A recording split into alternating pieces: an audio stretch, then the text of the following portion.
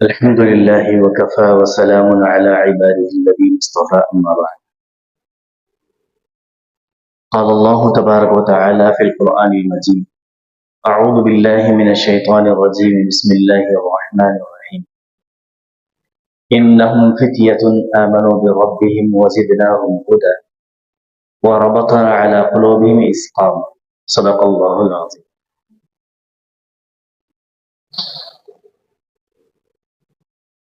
نہایت ہی قابل احترام علماء کرام اور امت کے تعلق سے فکر لے کر کچھ کرنے کا جذبہ لے کر بیٹھے ہوئے میرے نوجوان دوست، جس مقصد کی خاطر یہ ورکشاپ رکھا گیا ہے، اللہ پاک اپنے قدرت سے اس کا جو مقصد ہے ہم سب سے وہ کام لے لیں۔ مجھے جو عنوان دیا گیا ہے استقامت اور وسعت ظرفی، یعنی کسی بھی کام کے کرنے کے لیے مضبوطی کے ساتھ میں جمے رہنا، اور جب ہم اس کام کو کر رہے ہوتے ہیں تو اس وقت میں دل کے اندر یہ خیال ہوتا ہے کہ بس کام ہم ہی کر رہے ہیں، پھر اس میں جو ہمارا ساتھ نہیں دیتا یا جو لوگ کسی دوسرے فیلڈ میں کام کر رہے ہیں ان کے تعلق سے دل میں یہ آتا ہے کہ وہ کیا کر رہے ہیں، اصل کام تو ہم کر رہے ہیں۔ تو اس کے لیے دل کے اندر وسعت ظرفی ہونی چاہیے کہ ہم بھی کر رہے ہیں اور وہ بھی کر رہے ہیں، تو ماشاءاللہ سب مل کر ہم امت کا کام کر رہے ہیں۔ اپنے تعلق سے بھی اطمینان ہونا چاہیے، اور جو ہمارے بھائی دوسرے فیلڈ میں کسی بھی لیول سے، چاہے سیاسی اعتبار سے کر رہے ہو، دینی اعتبار سے کر رہے ہو، یا دفاعی اعتبار سے کر رہے ہو، سوشل ورک کر رہے ہو، اس وقت میں ہمارے دل کے اندر یہ ہونا چاہیے کہ ماشاءاللہ سب مل کر ہم امت ہی کا کام کرتے ہیں۔ تو یہ دو عنوان مجھے دیے گئے۔ سب سے پہلی چیز ہے استقامت، یعنی جم جانا۔ پہلے نمبر پر تو ہمیں دین پر جمنا ہے، اور دوسرے نمبر پر دین پر جمتے ہوئے ہمارے سامنے جو چیلنجز آئیں گے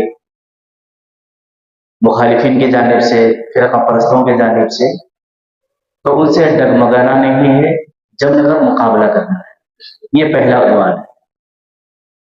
پہلی چیز جو ہے جم جانا، جب کوئی انسان جم جاتا ہے تو پھر کچھ دن تک کے تو اس پر حالات آتے ہیں، ہوائیں ادھر سے ادھر اس کو پلٹنے کی کوشش کرتے ہیں، لیکن جب وہ جم جاتا ہے پھر ایک تناور درخت بنتا ہے، پھر ہوائیں اس کا کچھ بگاڑ نہیں سکتی، شاخیں ہل رہی ہوگی لیکن تنا بالکل اس کا مضبوطی کے ساتھ میں زمین پر جم جاتا ہے۔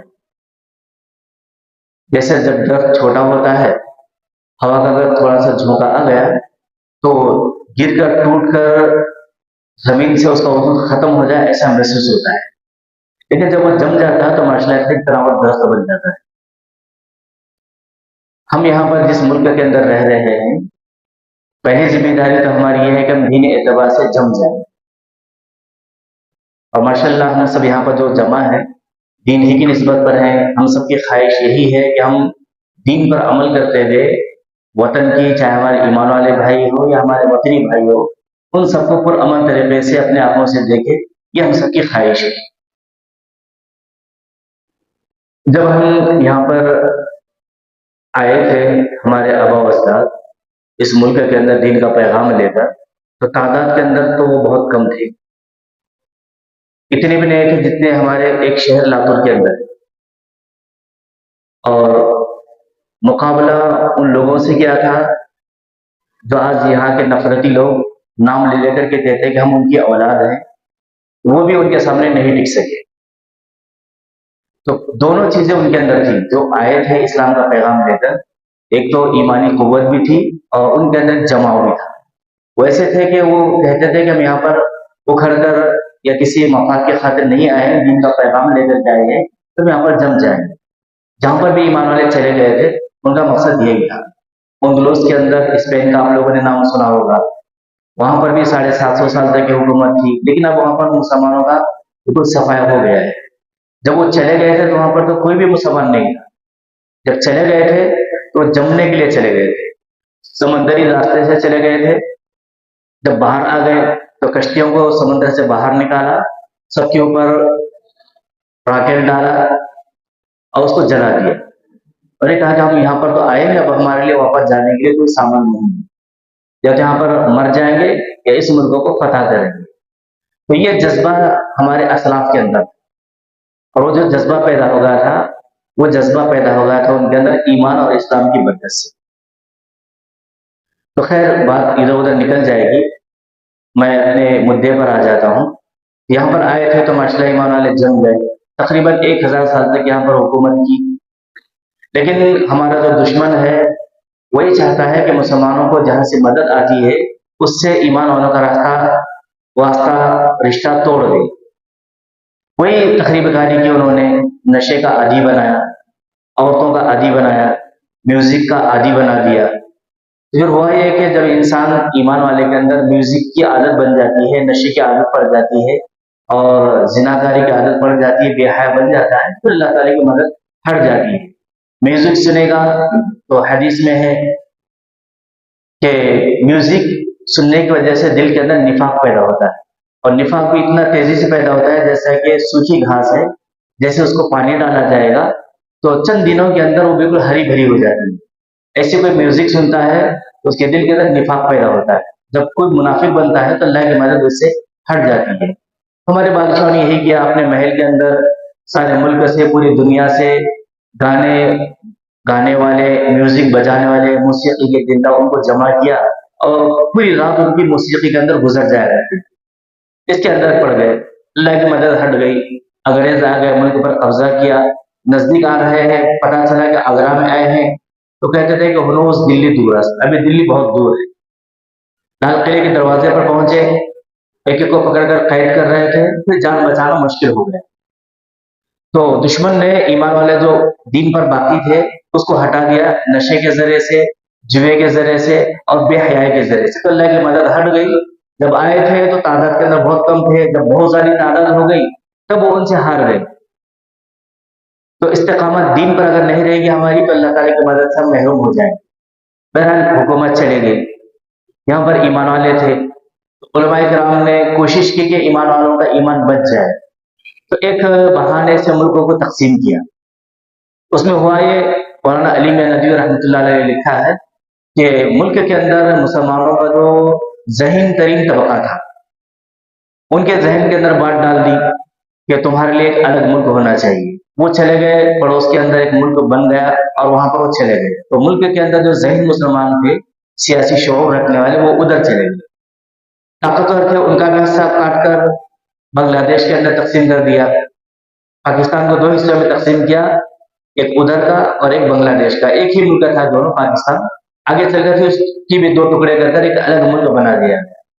अब यहाँ पर जो हम लोग रहे मुसलमान, बगैर सर के और बगैर पैर के रहे। उठने की ताकत नहीं है, सोचने के लिए दिमाग नहीं है।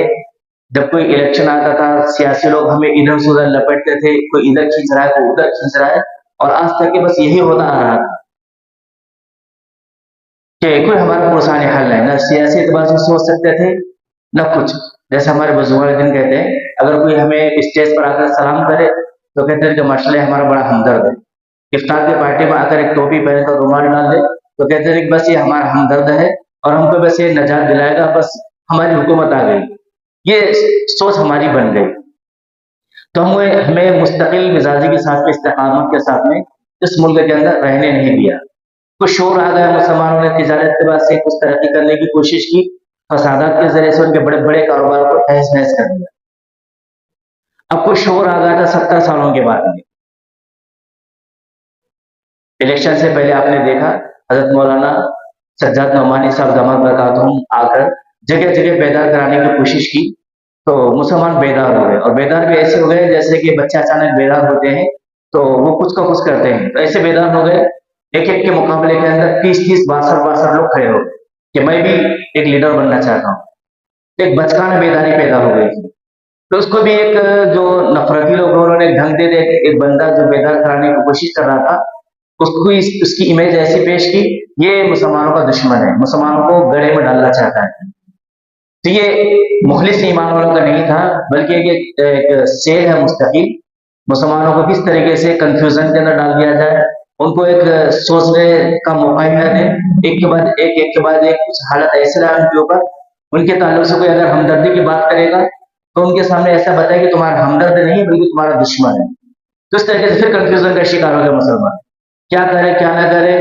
سوچنے سمجھنے کی صلاحیت وہ ختم کرنے کی کوشش کرتے ہیں. الیکشن ختم ہو گیا، آپ لوگ بھی شاید سوشل میڈیا پر ہیں، آنکھوں سے دیکھتے بھی ہیں، ملک کے اندر چلتے پھرتے بھی ہیں، کیا حالات ہیں ان کے. جیسے الیکشن ختم ہو گیا، میں دیکھا ہوں سوشل میڈیا پر، فیس بک کے اوپر کئی سارے ایسے فیک اکاؤنٹ بنے ہوئے ہیں. کہ ایک اکاؤنٹ ہے مثال کے طور پر ریل، ٹرین کا نام آپ نے سنا ہے وندے بھارت، تو بھارت کی پوجا، تو اس کو مدعا بنا کر انہوں نے شروع کر دیا کہ اس کے اندر مسلمان نہیں بیٹھے. تو اس کے اوپر عجیب عجیب باتیں، اس کی فریش سیٹ کو بتا کر کے پوسٹ کر کر کے لکھتے ہیں کہ یہ اتنا فریش ہے، اگر یہاں پر کوئی مسلمان بیٹھ جائے گا تو یہ گندا ہو جائے گا. بلاس نکالنے کے لیے کچھ بھی کہہ سکتے ہیں. میں نے بہت ساری باتیں لکھا. آج ہی صبح میں دیکھ رہا تھا ایک جگہ پر روڈ کا کام چل رہا ہے، گٹی روڈ ہے، اس کے اوپر پانی ڈالنے کے لیے تھیلے بچھے ہوئے، اور اس پر وہ لکھا ہے کہ اگر اس کے اوپر ہری چادر ڈالی جائے تو مسلمان دعویٰ کریں گے کہ ہماری مزار. تو دل چونکہ بہت اڑتا ہے ایسے حالت میں، کیا کہے. میں نے بھڑاس نکالنے کے لیے لکھ دیا اگر یہاں پر اگر کوئی جانور گوبر کر دے تو اندھا آ کر اس کو کھا لے گا. بھڑاس نکال سکتے ہیں، دوسرا کیا کر سکتے ہیں. مطلب یہ ہے کہ ایسے پوسٹ اور ایسے کچھ باتیں لکھ کر وہ چاہتے ہیں کہ ہمارا دماغ صحیح کام کرنے پر باقی نہ رہے. اس کو پڑھیں گے، اس کو دیکھیں گے تو ہم کنفیوژن کا شکار ہو جاتے ہیں. کیا کریں کیا نہ کریں، بہت پریشان ہوتے ہیں. پھر کبھی کبھار ایسا ہوتا ہے ہم یہ کہتے ہیں کہ ہمارے بڑے کیا کر رہے ہیں، ہماری تنظیمیں کیا کر رہے ہیں. پھر وہ بجائے حالات کا مقابلہ کرنے کے ہم اپنے بڑوں کو ہی کوسنا شروع کر دیتے ہیں کہ وہ کیا کر رہا ہے، یہ کیا کر رہا ہے، اس کو چندہ کر رہے ہیں، کھا رہے ہیں، علماء کیا کر رہے ہیں، جماعت کے لوگ کیا کر رہے ہیں، وہ فلاں تنظیم کیا کر رہی ہے. تو آپس کے اندر ہم لڑنا بڑنا شروع کر دیتے ہیں کہ اتنا ہمارے اوپر آ رہا ہے، یہ لوگ کیا کر رہے ہیں. تو مقصد ان کا کامیاب، ان کا مقصد ہو گیا، ہم کو کنفیوژن کا شکار کر دیا. اور کچھ سوچنے سمجھنے کی ہماری جو صلاحیت تھی اسی کے اندر ہماری کھپا دی. تو یہ ان کی سازش ہے، ہم کو ڈپریشن کا شکار کرانا چاہتے ہیں. تو ایسے حالات کے اندر اللہ تعالیٰ نے ہم سب کو حکم دیا ہے کہ حالت چاہے جیسی بھی آ جائے تو اس کے اندر ہمیں ایمان والوں کو مضبوطی کے ساتھ میں جمنا ہے. ہمارا ایمان کیا کہتا ہے، اسلام کیا کہتا ہے، اس کی تعلیمات کیا ہے، اس پر ہمیں جمے رہنا ہے. جب حالات آ رہے تھے اور بھی پتہ نہیں اللہ نہ کرے ویسے حالات آ جائے، جیسے صحابہ کرام پر حالات آئے تھے، کیسے کیسے حالات کے اثر کے تعلق کے اندر آپ نے سنا ہوگا. حضرت خباب بن الارت رضی اللہ تعالیٰ عنہ کو مکے کے ریگستان میں لے جا کر یا ایک جگہ پر لے جا کر کوئلے بچھا دیے، اس کے اوپر وہ چت لٹایا، اور اس کے اوپر پھر وہ پیر رکھا. پھر وہ انگارے جو تھے ان کے خون اور چربی کی وجہ سے بجھ گئے، اتنی تکلیف دی گئی، لیکن وہ تھے مستقل مزاج، ایمان پر جمے رہے. پھر آگے وہ چونکہ پہلے سے لوہاری کا کام کرتے تھے، کسی کے پاس سے پیسے آنے ہوتے تھے، وہ جا کر ان سے مانگتے تھے کہ میرے پیسے دے دو، میں نے تمہاری تلوار بنائی ہے، میں نے تمہارے گھر کے کھڑی کونڈے بنائی ہیں، وہ مجھے دے دو. تو کہتے تھے کہ تم دین سے ہٹ جاؤ، ہم تمہارے پیسے دیں گے. تو کہتا ہے کہ تمہارے قرآن کے اندر لکھا ہوا ہے کہ مرنے کے بعد دوبارہ زندہ ہونا ہے، جب زندہ ہو جائے گے تم تب ہم سے پیسے وصول کر لینا. تو نفسیاتی طور پر وہ ٹارچر کرتے تھے اور جسمانی اعتبار سے وہ ٹارچر کرتے تھے. مقصد ان کا یہی تھا کہ مسلمان ایمان پر باقی نہ رہے. یہ سلسلہ قیامت تک کیا چلے گا. جیسے جیسے ایمان والے مضبوط بننے کی کوشش کریں گے ویسا ویسا شیطان آگ بگولا ہو جائے گا اور انسانوں کے اندر سے اپنے دوستوں کو چنے گا اور مسلمانوں کو پریشان کرنے کی کوشش کرے گا. ویسے حدیث میں ہے جب قیامت کا قریب کا دور آئے گا تو ساری قومیں اٹھ کر کھڑے ہو جائیں گی اور مسلمانوں پر ہاتھ بڑھائے گی. جیسے حدیث میں ہے دسترخوان پر جیسے ایک پلیٹ کے اندر کوئی چیز رکھی ہوئی ہے، اس پر بیٹھنے والے سارے لوگ ہاتھ بڑھا کر اس کو کھانے کی کوشش کرتے ہیں. ایسی قیامت قریب ساری قومیں، چاہے ہمارا ان سے کوئی واسطہ ہو یا نہ ہو، ہمیں ختم کرنے کے لیے، ہمیں کچا نوالا بنانے کے لیے وہ کوشش کریں گے. ایسا زمانہ آئے گا تو ہم اس زمانے کے اندر جی رہے ہیں. تو ان حالات کے اندر تو ہمارے لیے دین پر استقامت بہت ضروری ہے، مکمل دین پر عمل کرنا ہے. ہم عمل کریں گے تو اللہ کی طرف سے ضرور مدد آ جائے گی. شروع میں نے قرآن مجید کی آیت تلاوت کیا، سورہ کہف کی آیت ہے، اس میں اللہ تعالیٰ نے کہا ہے جب اصحاب کہف جو 7 نوجوان تھے وہ ظالم معاشرے سے تنگ آئے تھے، ان کا وہاں پر ایمان بچانا بہت مشکل ہو رہا تھا، تو اس وقت وہ کھڑے ہو گئے ظالم معاشرے کے خلاف. اللہ نے کہا ہے इन्नहुम फित्यतुन, वो नौजवान थे, आमनु बिरब्बिहिम, जो अपने रब पर ईमान लाए थे, वज़िदनाहुम हुदा, हमने उनकी हिदायत का रास्ता और ज्यादा मजबूत बना दिया, वरबतना अला कुलूबिहिम, और हमने उनके दिलों को बिल्कुल मजबूत कर दिया था। तो नौजवानों के दिलों के अंदर जब सही रास्ता इख्तियार करना, कुछ काम करने का जज्बा पैदा हो जाता है, तो अल्लाह ताला की मदद इस तरीके से उनके सामने आ जाती है। अल्लाह की मदद भी आती है, अल्लाह की उनके साथ में मदद भी आई। ज़माना इधर-उधर हो गया, अल्लाह ताला उनको दोबारा उठा करके बता दिया कि देखो तुम्हारी मेहनत रंग लाई और तुम्हारा नाम अब तक के बाकी है। तो नौजवानों का अल्लाह ने तज़किरा किया। नौजवानों का इसलिए तज़किरा किया है कि नौजवान जो होते हैं उनके सामने सिर्फ़ और सिर्फ़ हाल होता है। इस वक़्त में हालात ऐसे हैं, हमको कैसे करना है और आइंदा हमारा क्या बनेगा। इसलिए उनके अंदर जो भी उनको प्रोग्राम पेश किया जाएगा तो वो करने के लिए तैयार हो जाते हैं। जब कोई इंसान बड़ी उम्र को पहुँच जाता है तो उसके सामने जब ये कहा जाए कि तुमको ये करना है, तो उसके सामने एक तो हाल भी होता है और पीछे का एक्सपीरियंस भी होता है। माज़ी के अंदर फलां ने ऐसा किया था तो ऐसा हो गया था, फलां ने ये बात कही थी तो उसको ये नुकसान हो गया था, इसलिए थोड़ी-सी कम हिम्मती पैदा हो जाती है। लेकिन जो ईमान वाले होते हैं, वो माज़ी से सबक लेते हैं, पहले ऐसा हो गया था तो हमको ऐसा करना चाहिए था, हमने नहीं किया, लेकिन अब हम ऐसा करेंगे।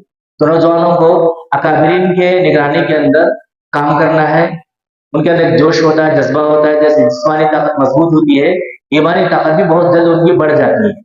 तो उसके लिए माशाल्लाह काबिल मुबारक है, एक तहरीक है, उलमा इकराम की निगरानी में चल रही है। वो कुछ चाहते हैं नौजवानों के जज़्बों के साथ में कि जैसे नौजवान होते हैं, सोच वो इतनी मज़बूत होती है, कुछ करना चाहते हैं। तो करने के लिए आप लोगों को खड़ा किया गया, माशाल्लाह आप लोग तैयार भी हैं। इस तरह के शहर के अंदर बहुत सारे नौजवान हैं, वो भी तैयार हैं। और ये आज का वर्कशॉप है, बहुत सारी बातें जो मकसद क्या वो भी आए हमारे सामने, मिलजुल कर काम करना ये भी आ गया है। अब जरूरत है मजबूती के साथ में जम कर करना। हालात कैसी भी आ जाएंगे, हो सकता है केस भी हो जाएंगे, हो सकता है कि गलत सलत मुकदमे भी दायर किए जाएंगे, तो इन हालात से घबराना नहीं है, क्योंकि हम शाहीन हैं। मौलाना ने शुरू के अंदर शेर पढ़ा था अल्लामा इकबाल का कि उक़ाबी रूह जब बेदार होती है जवानों में, जब नौजवानों के अंदर जो शाहीन जो एक बाज परिंदा होता है वो जब उसकी रूह बेदार हो जाती है तो उसको अपनी मंजिल आसमानों में नजर आती है।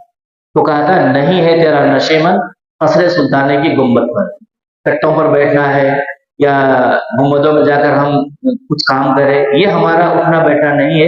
वीरानों में जाए और महलों के अंदर बैठे, ये नौजवानों का काम नहीं होता है। नौजवानों का काम होता है बुलंद प्रवास करे और हालात को मैं कैसे मोड़ सकता हूँ उसकी कोशिश करे। इस मकसद के खातिर ये वर्कशॉप है। अल्लाह मुझे हम सबको इसकी तौफीक अता फरमाए। तो मजबूती के साथ में जमे रहना, हालात चाहे जैसी भी आ जाए, केस हो जाए, हम पर दहशतगर्दी का इल्जाम लगा लें, कुछ भी हो जाए, लेकिन हमें जमे रहना है। क्योंकि इस दौर के अंदर हम जानते हैं हम सब कि चाहे गैर कुछ भी कहे, कुछ भी करे, आरएसएस के ताल्लुक से हम देखते हैं जगह जगह ट्रेनिंग है। अब देखो सिद्धेश्वर का जो मंदिर उसके पीछे रोजाना ट्रेनिंग होती है उनकी। और जो राजस्थान स्कूल है, उसके बाद में बंगटलाल स्कूल है, मुस्तकिल वहां पर उनके ट्रेनिंग होते हैं, हथियार लेकर परेड भी करते हैं, उन पर कोई केस नहीं होता। हालांकि आज तक के उस तंजीम का रजिस्ट्रेशन भी नहीं है, इसके बावजूद उन पर कोई न केस होता है ना उनको कोई रोकता है। वो कहते हैं कि देश की खातिर काम कर रहे हैं। लेकिन अगर मुसलमान कुछ भी करने की कोशिश करे, देश की खातिर काम करे, मजबूत बनाने की कोशिश करे, तो इल्जाम लगता है। वोटिंग बेदारी की मुहिम चलाई गई तो कहा कि ये वोट जिहाद कर रहे हैं, हम कुछ भी करेंगे तो बराबर नाम रखेंगे। बड़े बड़े लीडर है, कितना क्या कुछ कहे हमारे ताल्लुक से। आज इस सुबह मैंने पढ़ा इलाहाबाद हाईकोर्ट का जो जज है अभी ड्यूटी पर है, ड्यूटी पर होते हुए हिंदुओं के एक प्रोग्राम में जाकर के कह रहा है हमारे मुल्क के अंदर हिंदुओं को अपने मंशे के हिसाब से रहने का हक है, इस वास्ते यहाँ पर एक साथ सिविल कोड नाफिज होना चाहिए, यानी हिंदू लॉ यहाँ पर नाफिज होना चाहिए। एक जज भी कह रहा है, हम अंदाजा लगा लें हमारे ताल्लुक से कितनी कोशिश हो रही है। तो इन हालात में हमें जम जाना है, ईमान पर भी जम जाना है। और जो हमारे अकाबिरीन हमारे सामने जो प्रोग्राम पेश करेंगे, ये फिरका परस्त जो मुल्क के अंदर जगह जगह कांटे फेंक रहे हैं, तो इसको हमें चुनकर मुल्क के अंदर एक गुलिस्तान तैयार करना है। यहाँ पर सबको अमन शांति के साथ रहने का एक मौका फराहम करना है। और एक काम सिर्फ और सिर्फ हम ईमान वाले ही कर सकते हैं, वरना दूसरों के ताल्लुक से कोई उम्मीद नहीं रह सकते। इस मुल्क के अंदर वो अमन को कायम करेंगे, थोड़े से पैसे मिल जाएंगे तो क्या क्या क्या कर देंगे। मुल्क का प्राइम मिनिस्टर भी है, वो देखता है कि मेरा दोस्त ये काम कर रहा है तो उसको ये बेच दो, ये बेच दो, वो बेच दो। कंगाल हो रहा है मुल्क, बस बचाने की जिम्मेदारी हमारी, क्योंकि मुल्कों को सजाया था हमने ही। हमसे पहले आने से पहले क्या था मुल्क के अंदर, इबादत खानों पर नंगी मूर्तियां थी और जगह जगह फसाद था। इंसानों को तकसीम किया गया था, थूकना मुश्किल था उनके लिए ज़मीन पर उनके पैर के निशान पड़ना उनके लिए बहुत मुश्किल था। आज तक के वो हैं सोच रखने वाले लोग जिनको मारा पीटा जाता है दलित समाज को। तो ये सब चीजें थी, इसको खत्म करने वाली जो कौम थी हम ही थे मुसलमान, उन्होंने हम ही ने गले लगाया। और हो सकता है हमारे बाप दादाओं के अंदर वो लोग थे जिनको गले लगाया गया था, माशाल्लाह वो ईमान वाले बन गए और हम उनकी नस्ल से हैं। तो ये काम करने की जिम्मेदारी और ये काम करने की सलाहियत सिर्फ और सिर्फ मुसलमानों ही के अंदर है। तो मुल्क के अंदर अमन पैदा करना हमारी जिम्मेदारी है। तो अमन पैदा कराने के लिए जब हम कोशिश करेंगे तो देखेंगे कि हम ये तो हमारे मफाद के खिलाफ हो रहा है। हम चाह रहे थे कि मुल्क के अंदर तकसीम करें लोगों को, जात पात के अंदर लड़ाए, आपस के अंदर भिड़ाए और हम अपनी हुकूमत करें। लेकिन जब देखेंगे कि मुसलमान आगे बढ़कर मुल्क के अंदर वो जोड़ने की कोशिश कर रहे हैं तो अपना दुश्मन समझेंगे हमें और वो फिर गलत सलत इल्जाम है कुछ है वो करने की कोशिश करेंगे। तो ऐसे हालात में हमें डगमगाना नहीं है, इस्तिकामत के साथ में जमे रहना है, दीन पर भी जमना है और हालात का भी बिल्कुल डटकर मुकाबला करना है। हालात का डटकर मुकाबला कैसे करेंगे? जबकि हमारे अंदर सलाहियत होगी, कानून क्या कहता है, मुल्क का संविधान क्या कहता है, उसकी मालूमात हमारे पास में होनी चाहिए। आज मुश्किल ये है कि मुल्क के अंदर जो मुसलमानों के हसास मसले थे, जैसे तलाक का मसला है, बाबरी मस्जिद का मसला था, हिजाब का मसला था, इसको लड़ने के लिए पूरे मुल्क के अंदर कोई आलिम तो छोड़ो, तो मुसलमान वकील भी नहीं मिला कि ये साबित कर सके कि मुसलमान बच्चियों के लिए हिजाब जरूरी है। इसको साबित करने के लिए गैर मुस्लिम वकील मिला, वो भी मिला बरहमन कपिल सिब्बल, उसकी टीम। अब अंदाजा लगा लिया हम हमारी हालत ऐसी है, हम मसाइल से तो साबित कर सकते हैं कि कुरान ये कहता है, हदीस से कहती है, लेकिन कानून की जुबान के अंदर उसको समझाना जजों को इस्लाम के अंदर ये है और ये कानून की ये आर्टिकल है, ये कलम है, इसके तहत हमें ये हक होना चाहिए, इसको साबित करने के लिए कोई मुसलमान पूरे मुल्क के अंदर नहीं मिला। तो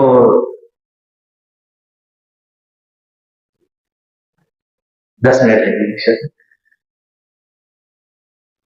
तो दीन पर इस्तिकामत के साथ में जिस मुल्क के अंदर हम रह रहे हैं, फिजिकली एतबार से, जिस्मानी एतबार से हमें मजबूत रहना है और इल्म के एतबार से भी, कानून के एतबार से हमें मजबूत रहना है। हमें से जो नौजवान यहाँ पर हैं जिन्होंने 12वीं पढ़ी है और किसी वजह से तालीम छोड़ दी, घरेलू हालत नहीं थे, इसलिए चलो हम थोड़ा छोटा मोटा कारोबार करेंगे, तो तालीम को बिल्कुल नहीं छोड़ना है, कंटिन्यू आगे जारी रखना है। ओपन यूनिवर्सिटी के अंदर दाखिला ले ले, बीए कर ले, उसके बाद फिर लॉ कर ले, तो इंशाल्लाह जब किसी को पता होता है कि कानून क्या है तो उसके अंदर हिम्मत पैदा हो जाती है। ये लाइट चल रही है, अगर मुझे कहा जाए कि इसको थोड़ा सा निकाल कर वायर को दो, उसको लोग मैं डर जाऊंगा, लेकिन इसका जो माहिर होता है आसानी के साथ में उसको खोलता है, खोलकर आसानी के साथ में उसको वायर को जोड़ भी देता है। हम इस मुल्क के अंदर कुछ तंजीमी काम करना चाह रहे हैं, तहरीकी काम करना चाह रहे हैं, तो उस वक्त में हमें मुल्क के कानून का भी इल्म होना बहुत जरूरी है। नहीं होगा तो हम आपस के अंदर कट्टों में बैठकर गपशप करते रहेंगे कि फलानी ये लिखा, फलानी ये क्या, उस पर कोई केस दाखिल नहीं कर रहा है, तो बस इसी के अंदर हमारी सुबह शाम हो जाएगी। इसके लिए खासतौर से आप हजरत जो तंजीम से जुड़ रहे हैं, आप लोगों की जिम्मेदारी बनती है कि तालीम अगर चालू है माशाल्लाह तो उसको जारी रखिए, और अगर तालीम अगर रुक गई है तो कम से कम हम में से हर एक लॉ करने की कोशिश करें, या कम से कम जो बच्चे आपके दोस्तों के अंदर हैं या रिश्तेदारों के अंदर हैं या आपके भाई हैं, उनको तरगीब दे कि मुल्क का कानून हमें पढ़ना है। हिंदी के अंदर भी है, अंग्रेजी के अंदर भी है, उर्दू के अंदर भी उसको पढ़ना है, हमें पता होना चाहिए कि ये क्या है और क्या नहीं है। इस वक्त देखो सोशल मीडिया पर कितना हमारे खिलाफ, मुसलमान के खिलाफ कितना लिखा जा रहा है। कुछ दिन पहले मुफ्ती इब्राहिम साहब आए थे शलापुर से, उन्होंने कहा था कि 1 घंटे के अंदर 3000 पेज मुसलमानों के खिलाफ लिखे जाते हैं। एक एक जो कमेंट होता है उसको अगर मिला लेंगे तो A4 का जो साइज होता है वो 3000 पेज होते हैं, 1 घंटे में लिखे जाते हैं रोजाना मुसलमानों के खिलाफ। अगर कोई मुसलमान थोड़ी सी एक लाइन लिख दे किसी के खिलाफ, फौरन उस पर केस होता है, उसको जेल भी पहुंचा दिया जाता है।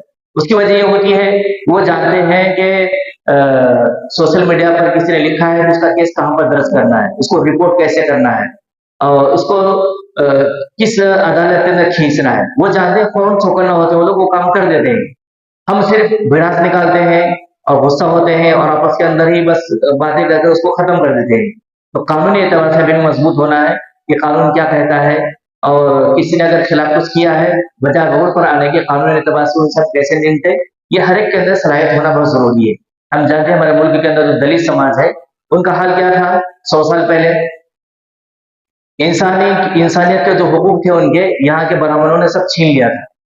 लेकिन जब माशाल्लाह मुल्क आज़ाद हो गया, मतलब आज़ादी मिली अंग्रेजों से, اور پھر اس کے بعد میں संविधान बना, तो एक ही शख्स ने पूरी कौम को जगाया. जो हजारों सालों से यहाँ पर जुल्म सितम से रह रहे थे, वो अपना हक क्यों मार रहे हो ये भी नहीं बोल सकते. जैसे फिरौन बनी इसराइल पर जुल्म करता था, वैसी कुछ हालत यहाँ के लोगों की थी, दलित समाज की. लेकिन आज हाल क्या है उन लोगों का? उनके खिलाफ कोई अगर बड़े से बड़ा भी जुबान खोलने की कोशिश करे तो सोचता है अल्ट्रासिटी का कायदा मेरे ऊपर लागू हो जाएगा, मैं 6 महीने बगैर किसी जमानत के जेल के अंदर सड़ूंगा. वो हर बच्चा उनके घर के अंदर जो पैदा होता है कानून को पढ़ता है, तालीम के जाए उन्होंने रुख किया, उनका कोई बिजनेस नहीं है, उनकी कोई जमीनें नहीं है, पढ़ लिख कर उन्होंने अपना मकाम पैदा किया मुल्क के अंदर, तो आज वो शान के साथ में जी रहे हैं. उनके खिलाफ कुछ कहते हुए भी 100 मरतबा सोचते हैं. परवनी के वक्त आपने देखा सब कौम इकट्ठा हो गई. क्यों हो गई? क्योंकि उनके अंदर शोर आ गया है कि मुल्क के अंदर रहना कैसे, हमारे क्या हक है. हम में से मुसलमानों को 95% को पता नहीं कि हमारे क्या हकूक होते हैं. बस रोते हैं, दुआएं करते हैं ज्यादा से ज्यादा, या ज्यादा से ज्यादा अपने बड़ों को बुरा भला कहते हैं. अमली तौर पर आने के लिए हमारे पास में कानून का इल्म नहीं है, इसलिए तालीम की जानिब बहुत तवज्जो की जरूरत है. तो इस्तिकामत इससे भी आती है इंसान के अंदर. जब कोई इंसान अंदर से मजबूत होता है इल्म के एतबार से, तो मजबूत जम जाता है, हालात से घबराता नहीं है. हमारे असदुद्दीन अवीसी साहब पार्लियामेंट के अंदर इतना गरजते हैं, मीडिया के सामने इतना गंगराते हैं, क्यों करते हैं? उनके पास में पावर है इल्म का, वो कानून के दायरे में रहकर मजबूती के साथ में बात रखते हैं अपनी. तो जरूरत है हम में से हर एक बैरिस्टर बनने की कोशिश करें, ऊंची सोच रखें हम. दिन के साथ में दुनिया उलूम को हासिल करना भी बहुत जरूरी है, करेंगे इंशाल्लाह. तो दूसरी बात यह है कि कट्टों पर बैठना है और फिर सोशल मीडिया पर टाइम जाया करना है. खासतौर से जो रील्स वो होते हैं उससे बचना है. उससे होता यह है कि इंसान जब एक रील देखता है, मिसाल तौर पर कभी देखा जोक आ रहा है उसके अंदर, कभी देखा मौलाना तारिक जमील साहब का बयान आ रहा है, कभी देखा मौलाना साहब ने कुछ नसीहत की है, कभी देखा कि कोई सियासी लीडर ने कुछ कहा है, कभी देखा कि मुसलमान खैर किसी ने कुछ कहा है, तो जहन जो एक के साथ में काम करता है वो उसके अंदर की सलाहियत खत्म हो जाती है.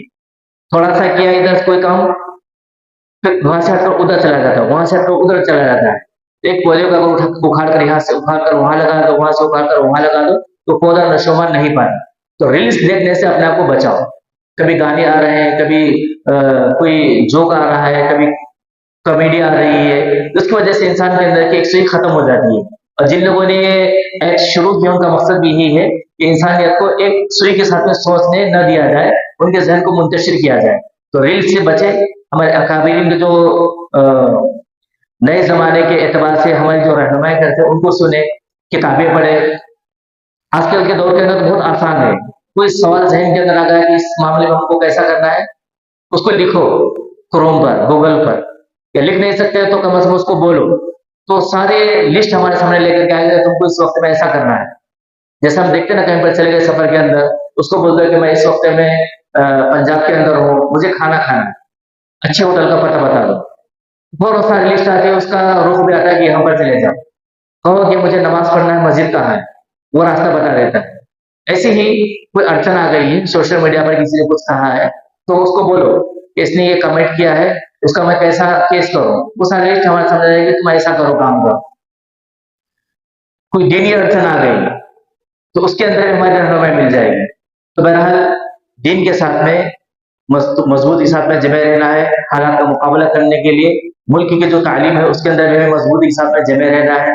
अल्लाह मुझे भी हम सबको तौफीक अता फरमाए. और दूसरा उन्वान था मेरे लिए वुसअत ज़रफ़ी, यानी दिल हमारा बिल्कुल खुला होना चाहिए. नबी अलैहिस्सलाम ने हम सबको मुसलमानों के लिए कहा है कि सारी की सारी उम्मत एक जिस्म वाहिद की तरह है. जैसे कि हमारा जिस्म है, जिस्म के किसी हिस्से में कोई तकलीफ पहुंचती है तो सारा जिस्म उससे मुतासिर होता है.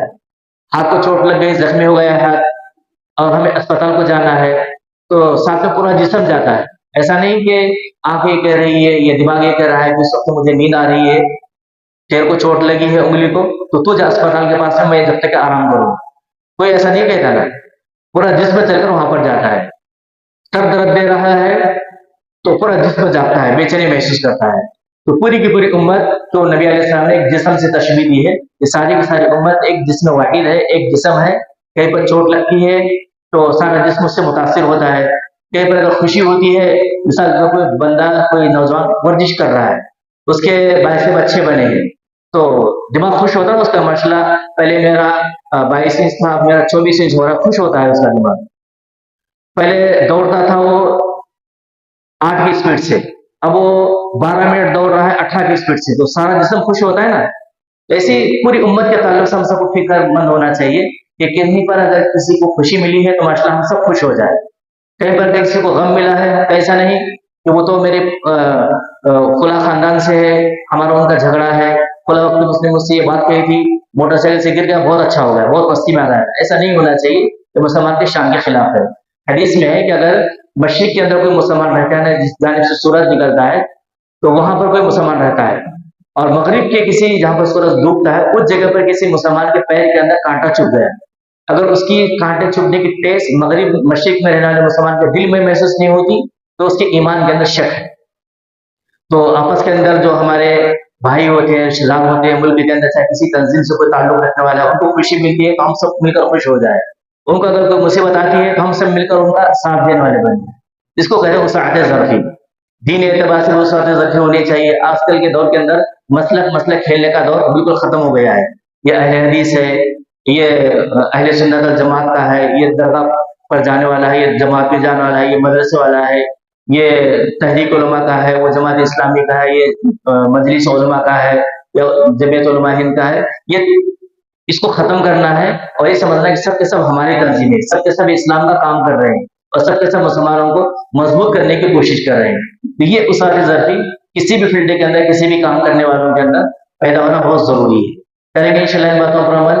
اللہ مجھے بھی ہم سب کو بھی اس پر عمل کی توفیق عطا فرمائے. جو متفرق باتیں جو ذہن میں آئی تھی میں نے اس کو کہہ دیا ہوں، تو اللہ مجھے بھی اور ہم سب کو بھی عمل کی توفیق عطا فرمائے.